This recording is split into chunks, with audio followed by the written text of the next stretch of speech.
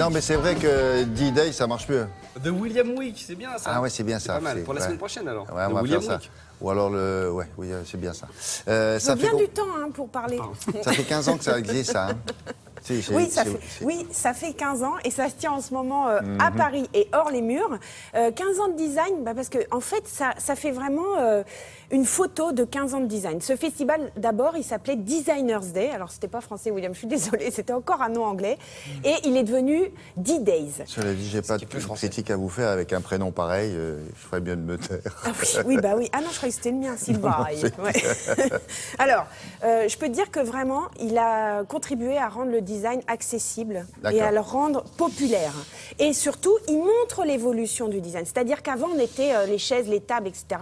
Et là, aujourd'hui, on se rend compte que le design, il est dans la ville, il est dans la santé, il est dans plein de champs d'application. Voilà. Et donc, c'est bon pour les futurs designers. Ça fait l'objet d'une chronique, ça. Voilà l'évolution, comment ça s'est passé. Il y a 15 ans, elle était encore au lycée. Et grâce à elle maintenant, depuis 15 ans, on apprend un peu mieux de... Je vous adore. Merci beaucoup. Allez, on y va. Regardez.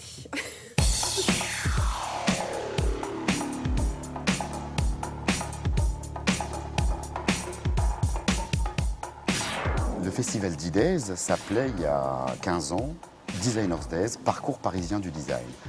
Et ce festival a suivi en fait l'évolution du métier qui s'est beaucoup développé.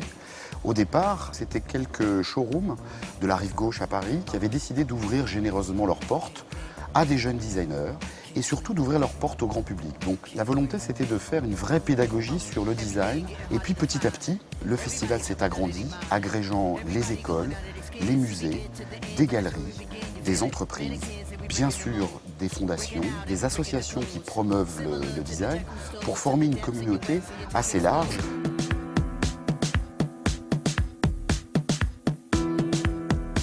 En 15 ans, le designer est passé d'une personne de l'ombre à une personne de la lumière. C'est-à-dire qu'aujourd'hui, le designer est vraiment reconnu comme un acteur identifié de la production industrielle. Et donc, c'est quelqu'un qui a le droit de citer.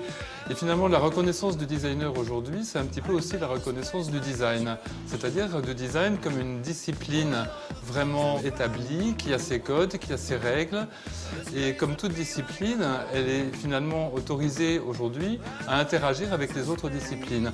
Jusqu'alors, le design était surtout en relation avec l'industrie, la construction, les objets, etc. Maintenant, le design se nourrit aussi de sociologie et de l'art. On n'est plus arrêté par l'aspect purement fonctionnel des meubles. On doit dépasser cet aspect qui reste quand même les fondements du métier de designer. Le designer doit répondre à des besoins concrets des gens, s'asseoir, manger, dormir. Mais le design doit aussi s'inspirer des évolutions de la société qui lui sont suggérées par les artistes.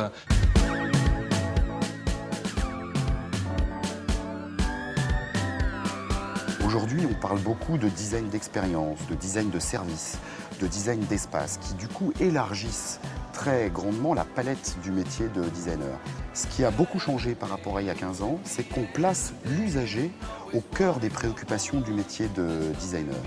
Il y a un besoin qui est exprimé par les entreprises, mais qui est aussi exprimé par les pouvoirs publics qui posent des questions aux designers pour résoudre des sujets que se posent les citoyens et des questions de circulation dans la ville, des questions relatives à l'habitat de demain, des questions relatives à la manière de travailler ensemble. Et du coup, comme on est une photographie dynamique de ce qui se passe dans ce métier, nous accompagnons cela et nous le montrons dans le festival.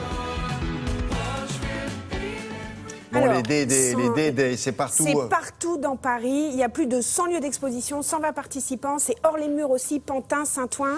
Et pour les provinciaux, parce que sinon je vais me faire taper sur les doigts à dire que je ne parle que de Paris, eh bien non. C'est un peu vrai, Il y a... et vous avez qu'à m'envoyer en voyage.